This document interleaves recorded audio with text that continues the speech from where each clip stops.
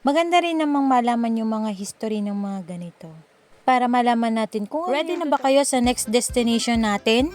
O pagod na kayo? Walang mapapagod for today's video mga madam. At hindi kami na-inform na ito palang tour na ito ay alay lang.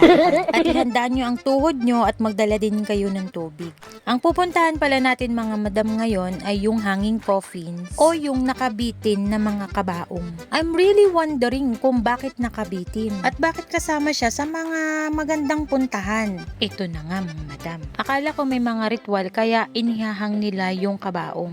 Yun pala mga madam, tinanong namin yung tour guide namin, bakit ganun? Ang reason po is noong unang panahon, kapag sa mababang lugar mo nililibing yung mga namatay nila, kinakain daw po pala yun ng mga mababangis na hayop.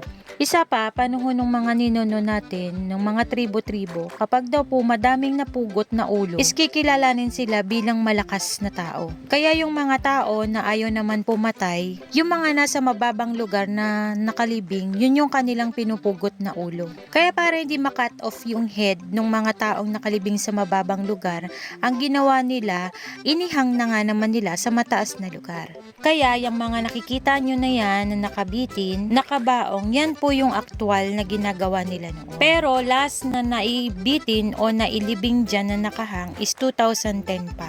Maganda rin namang malaman yung mga history ng mga ganito.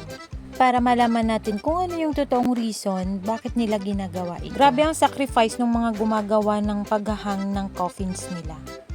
At sa baba lang ng hanging coffins ay farm ng coffee arabica. Masarap din na maitry ito mga